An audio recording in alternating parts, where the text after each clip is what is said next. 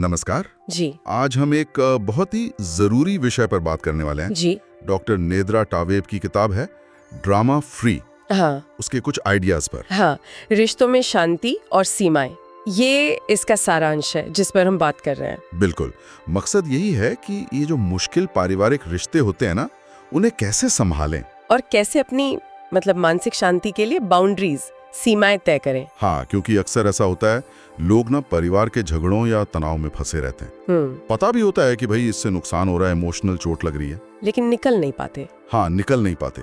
तो इसी को थोड़ा समझते हैं आज। हाँ, और ये जो फंसा हुआ महसूस करना है ना, ये कई बार इस सोच से आता है कि परिवार तो निभाना ही है, चाहे कुछ भी हो जाए। एग्जैक्टली, जैसे बचपन से सिखाया जाता है कि भाई परिवार से रिश्ता तोड़ना तो पाप है। पर क्या हर रिश्ता सिर्फ इसलिए कि वो परिवार है निभाने लायक होता है? सोचने वाली बात है। यहीं पर वो इमोशनल डैमेज, हाँ। भावनात्मक नुकसान की बात आती है। अच्छा। स्रोत यही कहते हैं कि लगातार अपमान कोई रिश्तेदार कर रहा है, नीचा दिखा रहा है, और आप सिर्फ इसलिए निभा रहे हैं क्योंकि भाई खून का रिश्ता है, मजबूरी में। हाँ, मजबूरी में। हाँ। तो ये आपके मेंटल हेल्थ के लिए ठीक नहीं है, बिल्कुल नहीं। ये बस एक उदाहरण है। ऐसे कई तरीके हैं जिनसे रिश्ते हमें अंदर से तोड़ सकते हैं। और फिर इसी मजबूरी का फायदा भी उठाते हैं कई बार लोग, है ना?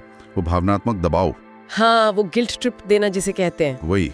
हाँ। जैसे कहेंगे मैंने तुम्हारे लिए क्या कुछ नहीं किया, या फिर तुम तो बिल्कुल बदल गए हो। हाँ, ये क्लासिक तरीके हैं इमोशनली मैनिपुलेट करने के। सामने वाले में अपराध बोध गिल्ट पैदा करना, ताकि वो मान जाए बात, बिल्कुल, ताकि कंट्रोल कर सके। स्रोत यही कहते हैं कि इस जाल में फंसना नहीं है, पहचानना है कि कब देखभाल के नाम पर कंट्रोल हो रहा है। तो फिर हल क्या है? मुझे किताब की एक लाइन बहुत अच्छी लगी, सीमाएं आत्म प्रेम का एक रूप है। ये कहने का हक है कि भाई मैं ऐसी बात नहीं सुन सकता, या अगर आप चिल्लाएंगे तो मैं फोन रख दूंगा।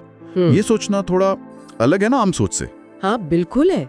और इसमें जरूरी बात यह है कि सीमाएं बनाना, बाउंड्रीज सेट करना, कोई स्वार्थ नहीं है। अच्छा। नहीं, ये तो अपनी मेंटल पीस, अपनी इज्जत बचाने जैसा है। ये दिखाता है कि आप खुद की कद्र करते हैं। हाँ। और ना कहना इसी का एक पक्का उदाहरण है। अच्छा, ना कहना। हाँ, ये सिर्फ एक शब्द नहीं है, ये कहना है कि मेरा टाइम, मेरी एनर्जी भी कीमती है। लेकिन डर लगता है कई बार कि ना कहेंगे या बाउंड्री सेट करेंगे तो रिश्ते बिगड़ जाएंगे। हाँ। तरीका क्या हो? ये बहुत जरूरी सवाल है। किताब कहती है असर्टिव बनो, अग्रेसिव नहीं।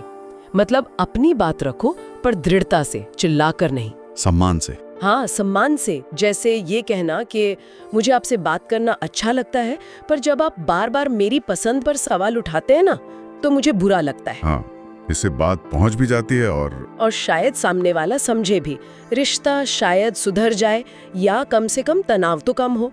तो जिस तरह से सीमा बताई जाती है वो बहुत मायने रखता है रिश्ते के भविष्य के लिए। बिल्कुल।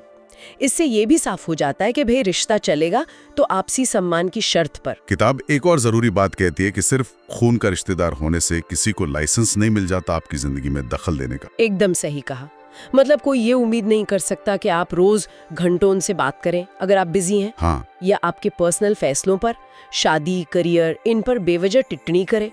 परिवार होना ये नहीं कि आपकी पर्सनल स्पेस खत्म हो गई। बिल्कुल, आपकी अपनी जिंदगी है, अपने फैसले हैं जी। और अगर मान लीजिए रिश्ते इतने बिगड़ गए हैं कि चोट बहुत गहरी है, तब क्या कर? ऐसे में लेखक कहते हैं कि जर्नलिंग, लिखना, अपनी भावनाओं को लिखना, समझना क्या बातें हैं जो बचपन से दुख दे रही हैं या अब दुख दे रही हैं, उनको लिखना मददगार हो सकता है।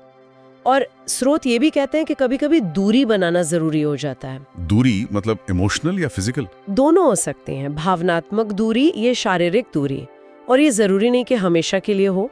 अच्छा। रिश्ते फिर से बन भी सकते हैं। अच्छा। पर शर्त वही है कि दूसरा इंसान अपनी गलती माने, बदलने को तैयार हो और सम्मान से पेश आए। तो कुल मिलाकर ये किताब हमें यही याद दिला रही है कि पारिवारिक रिश्तों में आपसी सम्मान, हेल्दी बातचीत और इमोशनल सेफ्टी ये बहुत जरूरी है जी। और अपनी मानसिक शांति को प्रायोरिटी देना ये स्वार्थ नहीं है, भले ही इसके लिए कुछ मुश्किल फैसले लेने पड़े या कुछ रिश्तों से थोड़ी दूरी बनानी पड़े। हाँ, सीमाएं तय करना ये खुद की देखभाल का एक जरूरी हिस्सा है। बिल्कुल। और इसी सोच को अगर आगे बढ़ाएं तो एक सवाल है सोचने के लिए, बताइए ऐसी कौन सी एक छोटी सी सीमा हो सकती है, बिल्कुल मामूली सी लगने वाली, जिससे तय करने से किसी एक मुश्किल रिश्ते में थोड़ी ज्यादा शांति आ सकती है।